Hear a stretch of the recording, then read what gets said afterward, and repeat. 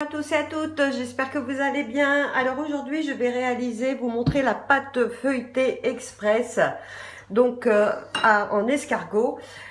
Donc pour cela, je sors du congélateur, vous voyez 200 g de beurre demi-sel, hein, du coup je rajoute pas de sel dans la pâte, dans le beurre pardon. Il vous faudra autant de farine, 200 g de farine et 90 g d'eau froide. Ou là, moi, comme je vais faire une pâte feuilletée pour faire de l'apéritif, donc je vais remplacer l'eau par du vin blanc. Ça, c'est une petite astuce. Donc là, je mets ma farine, 200 g. Je mets 200 g de beurre. Donc moi, je rajoute pas de sel puisque j'ai mis du beurre salé. Et là, je vais mettre du vin blanc à la place de l'eau. Sinon du vin blanc bien frais ou de l'eau bien fraîche.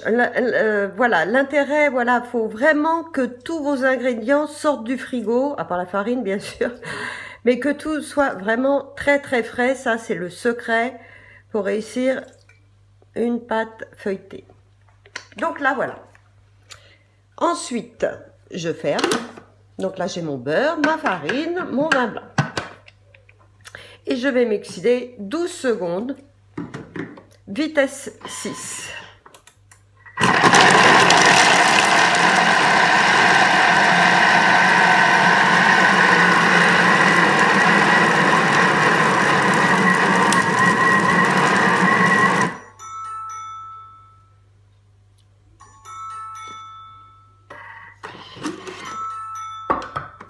Et voilà ce que j'obtiens. Ça doit être comme ça.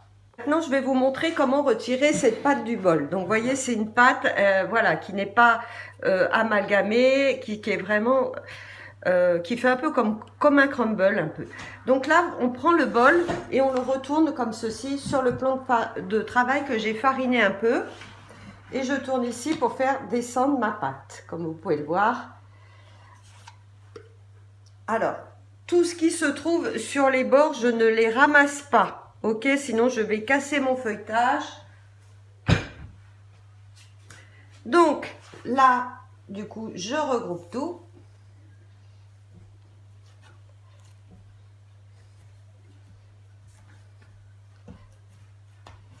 Et je vais prendre mon rouleau à pâtisserie. Donc moi j'ai un rouleau en marbre. En marbre c'est super parce que bon, c'est lourd, hein. Du coup la pâte s'affaisse mieux et ça garde le froid. En fait pour la pâte feuilletée c'est l'idéal. Mais même moi je m'en sers pour tout en fait parce que c'est vraiment pour étaler, c'est un bonheur. Avec un rouleau en bois c'est... Donc là je vais faire un rectangle.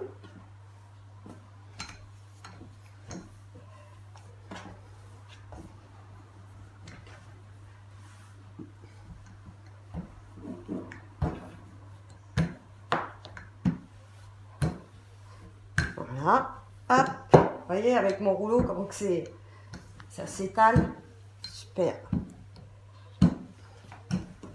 Voilà, ça c'est bien. Et dans la pâte, on voit vraiment tous les petits morceaux de beurre. Donc ensuite, vous prenez la pâte sur les bords comme ceci et on va venir la rouler. Voilà.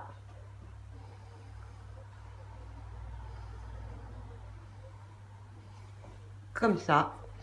Et ensuite, on la reprend et on va faire un escargot. Donc on roule.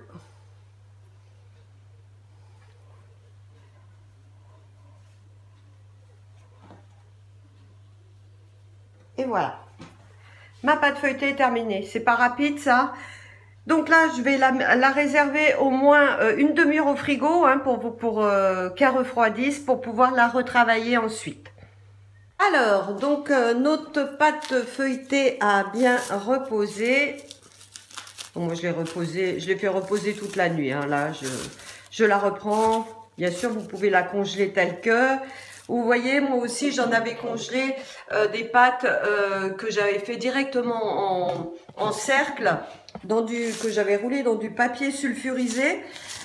Comme ça, vous avez j'ai toujours de la pâte feuilletée au congélateur, voilà, pour faire une tarte.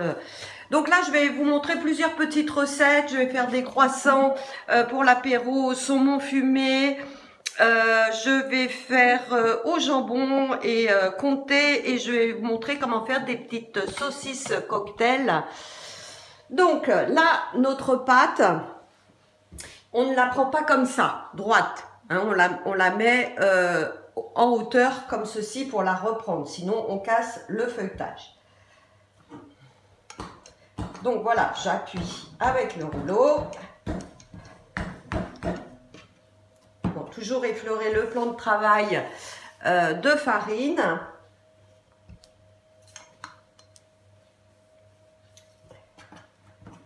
Vous voyez, là, vous avez toutes les couches du feuilletage.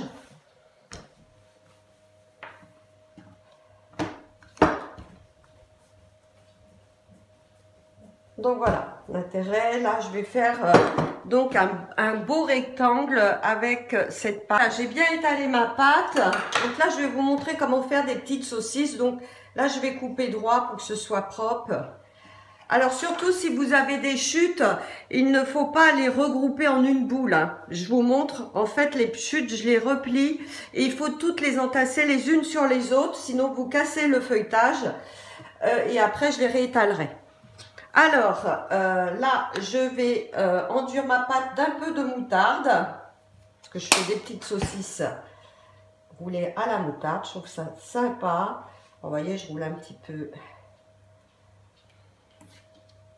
juste pour vous montrer donc le principe. Donc là, je coupe, alors je m'aide avec mon couteau à l'envers. Donc je vais faire des petites bandes. Je prends ma saucisse.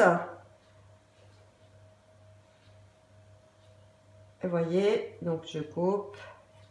Voilà, je ramène comme ceci. Donc ça, c'est ma première saucisse que je vais déposer sur mon plateau.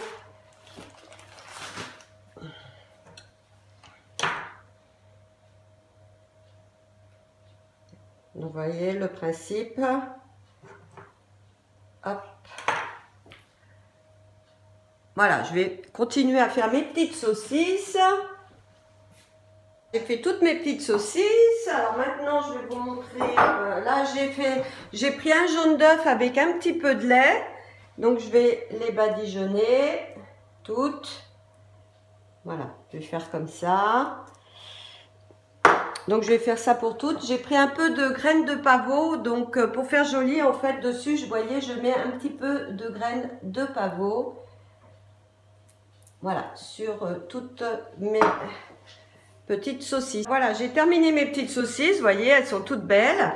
Et maintenant, je vais vous montrer une autre astuce pour faire, comment on appelle ça, des torsades. Donc, je vais faire des torsades avec des graines. Donc là, j'ai quelques graines de lin. Donc, je vais en mettre dessus. Je vous montre comment on fait, en fait.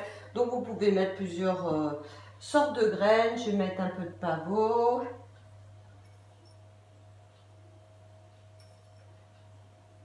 Donc là, voilà. Vous mettez vos graines. Et après, pour que vos graines tiennent, en fait, il faut repasser un coup de rouleau dessus pour faire pénétrer les graines dans votre pâte. Ok? Et ensuite, eh ben, je vais découper. Alors ça, du coup, je peux badigeonner un petit peu. Vous voyez, là, du coup, vos graines ne s'en vont pas. Vu que je les ai fait pénétrer dans la pâte.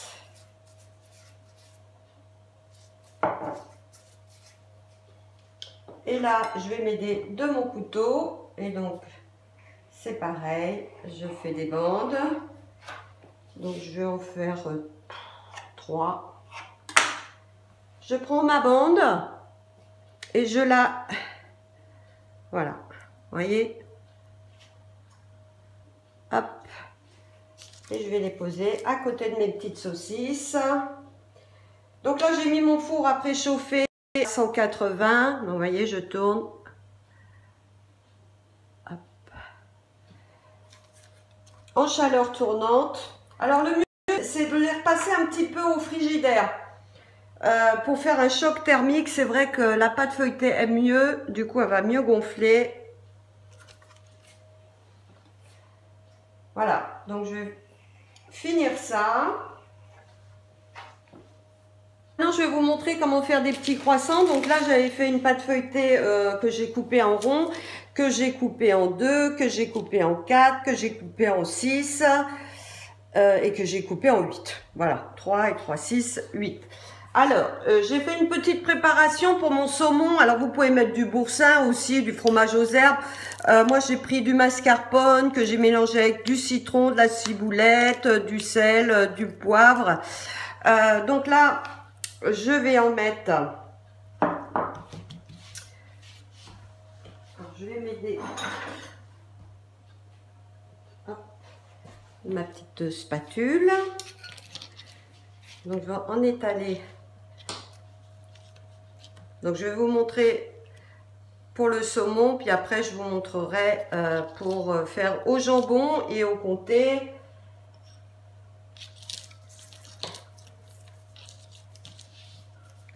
Donc là, donc mon saumon fumé.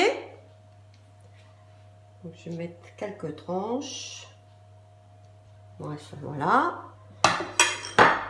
Et là, je vais rouler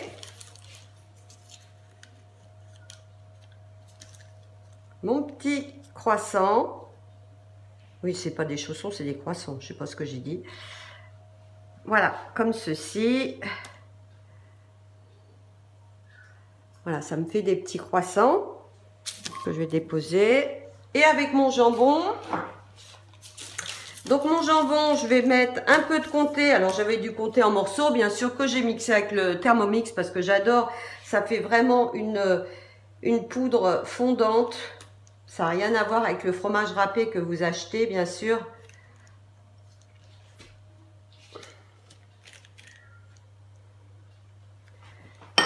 Et là, je vais mettre mon jambon dessus. Donc, j'ai découpé des petits losanges de jambon. Et là, c'est pareil. Voilà. Je tourne et je fais mes petits croissants.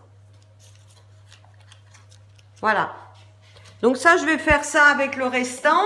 Je les dépose sur un plat. C'est pareil. Donc, je vais mettre mon petit mélange de jaune d'œuf et de lait. Voilà, puis je vous montrerai le résultat. Donc là, je pense pour les petits croissants, ça doit être 20-25 minutes au four. Je vous dirai le temps exactement. Voilà, et pour les saucisses, pareil. Donc voilà le résultat obtenu. Là, ça sort tout juste du four. Donc moi, je vais les congeler jusqu'à mon apéro. Donc voilà, bah, je vous invite vraiment à réaliser cette pâte feuilletée. Elle est vraiment super, voilà, pour tout ce qui est apéritif, pour vos fonds de tarte. Je fais même mes galettes de roi avec cette pâte feuilletée. J'espère que cette petite vidéo vous a plu et que maintenant vous allez réaliser votre pâte feuilletée. Comme vous pouvez le voir, c'est vraiment très facile à faire. Et je vous invite vraiment à la réaliser. Voilà, pour tout ce qui est apéritif, vous voyez, c'est vraiment super. Comme vous voyez le prix de ce que ça coûte en boulangerie, tous ces petits fours salés, et vous pouvez les faire d'avance et les congeler comme je vais faire. Bah écoutez, je vous souhaite une bonne journée et je vous dis à bientôt pour d'autres recettes. Au revoir.